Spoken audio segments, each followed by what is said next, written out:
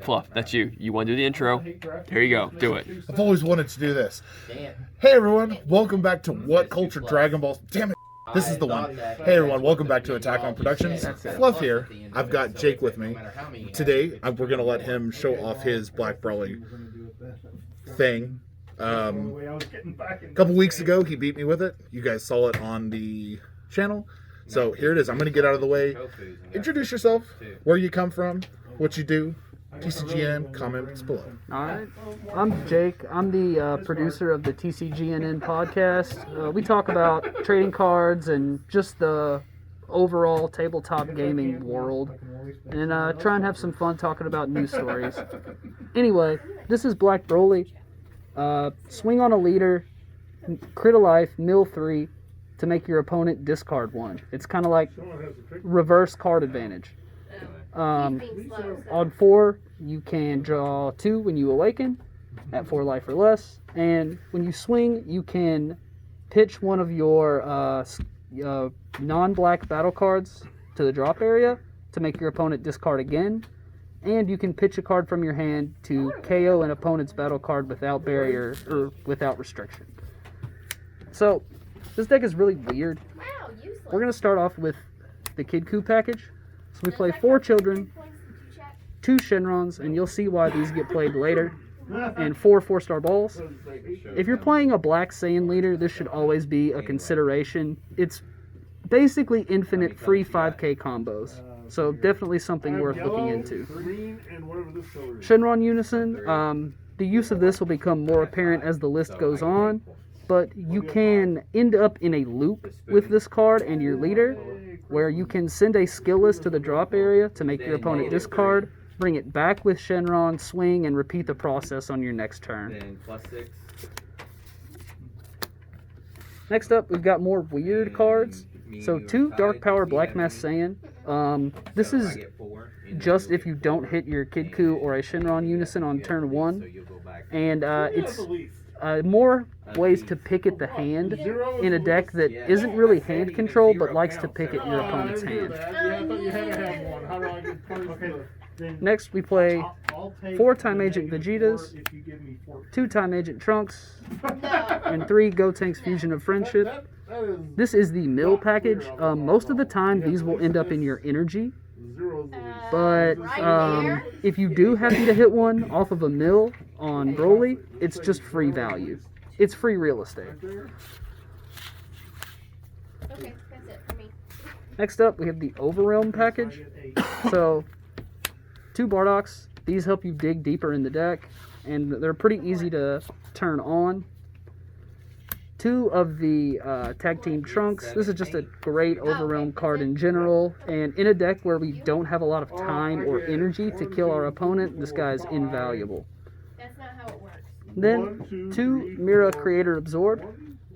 It's not often that you will get to use this card. This is kind of a card that if it's in your opening hand and your opponent's deck is also aggressive, you can try and craft your game plan around this by not using your earlier Overrealms, but most of the time this card will end up in your energy as well. And then next, to turn on our next package, we have 3 Dimension Support Trunks. This is kind of expensive for an Overrealm in this deck at 1 energy, but it enables basically the rest of the deck to function, although it's not 100% necessary, so we don't need it at a 4-0.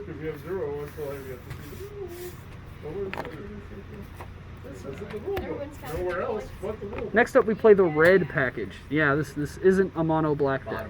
So, this is including 0. 3 East Kais, And then we add 2. 3 20k skilluses to interact with our Shenron and our Dimension Support Trunks, because we really only need to pull 1 of them from the deck to start looping them and getting advantage from them over and over again. And then we play 3 of the 30k skilluses just to go get them with Kid Coup. They can combo up really high. They work really well with the Shenron Unison and with East Kai. And you want to avoid charging red at all costs, because the next card in the deck is Fluff's favorite card, 4 Bibbities. It should be banned, y'all. It should probably be banned. It's a pretty strong card. not really much else to say about it other than your drop area or warp is going to be pretty full from turn 2 on. So this guy is invaluable in this list. He's offense and defense. Speaking of defense, we run 2 of the Goku making an entrances. These are just to help defend us, because as much as we like to swing on the opponent's leader, we hate when our leader gets swung on. So a couple of extra negates really help out.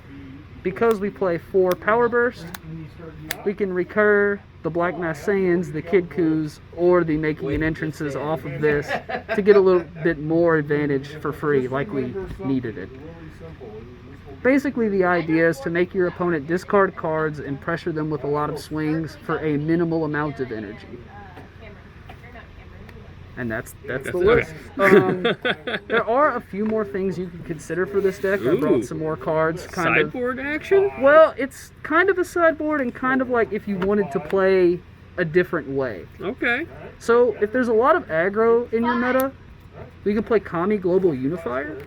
Kind of hard for you to survive long enough to really get the full advantage out of this card, but if you're sitting across the table from Pilaf or Ginyu, it might be a good idea to board this card in. Why does that sound familiar?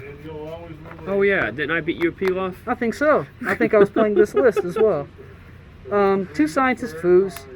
If the Mira isn't working for you, you could try this card instead. It helps you dig deeper in the deck, which this deck very often has a low hand size. If you have the Saiyan Shield Gohan, and if you're going into a more defensive plan with your sideboard, this is a good card to try out. 3 energy for a counterplay is pretty expensive, but if you expect to get hit with a triple or quad strike next turn, it's pretty good to leave the energy up. If Mira and Scientist Fu aren't working for you, you could try Dark Banisher or Space-Time Synthesis. These are also cards that will get advantage from us putting cards in our drop area and warp respectively, and just interesting stuff to try and use. And then lastly, Fluff suggested this to me. You could go deeper into the skillless plan and run Heartfelt Plea.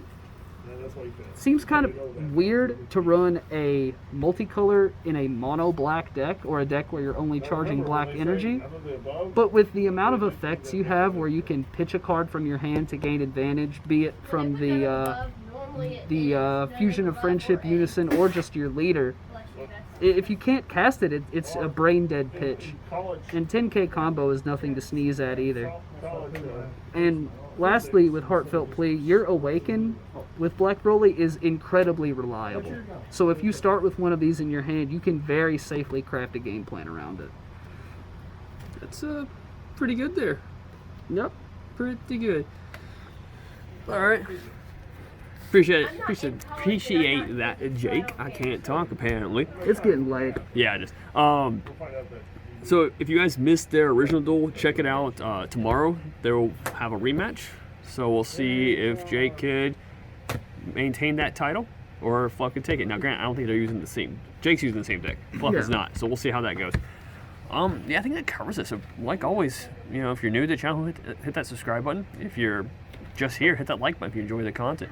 And like always, put stuff down in the comments down below, anything you want to see us make or build or yada yada yada. This stuff, you know what it means. I think that covers it on my end. Oh yeah. If you want to hear us talk about trading cards, DBS, Magic, Yu-Gi-Oh, chess, whatever comes up. Oh yeah. Check out TCGNN, guys. We're having a lot of fun recording the show. And down below in the description, like Fluff said at the beginning, will be their link, so check them out. I think that covers on my end, and since I gave Fluff the intro, I'll let him take it away at the end because he complains when he doesn't do it.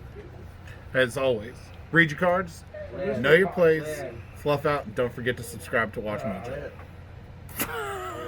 Pardon.